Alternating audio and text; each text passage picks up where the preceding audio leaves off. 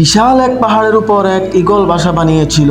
ঈগলের বাসায় ছিল তার চারটে ডিম। প্রতিদিন সকালে সে এগুলো রেখে খাবারের খুঁজে উড়ে যেত। একদিন ঈগল যখন বাসার বাইরে ছিল তখন ভূমিকম্পে গোটা পাহাড় নড়ে উঠল।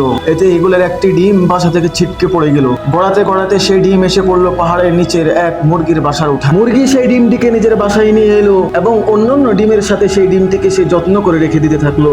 একদিন সেই ডিম ফুটে ঈগলের একটি সুন্দর বাচ্চাও বের হলো। মুরগির বাচ্চাদের সাথেই ঈগলের বাচ্চাটি বড় হয়ে উঠতে লাগলো। কিন্তু সে ভিতর থেকে যে সবসময় অন্য কিছু অনুভব করত। আকাশে একদিন ঈগলের এক ঝাঁককে উড়ে বেড়াতে দেখে সে মুরগিকে বলতে লাগলো, ইস, যদি আমিও তাদের মতো উড়ে বেড়াতে পারতাম। মুরগি হেসে উত্তর দিল, আরে ভাই, তুমি কিভাবে উড়বে?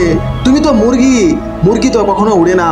মুরগির এই কথাটি ঈগল বিশ্বাস করতে শিখলো এবং তার জীবনটা বাকি মুরগিদের মতোই কাটিয়ে দিল। অনেক দিন এভাবে কাটানোর পর একদিন সে মারাও গেল। বলে, ভাই, আমাদের জীবনেও এটা চরমতম সত্য। তুমি যা বিশ্বাস করতে শেখো, একদিন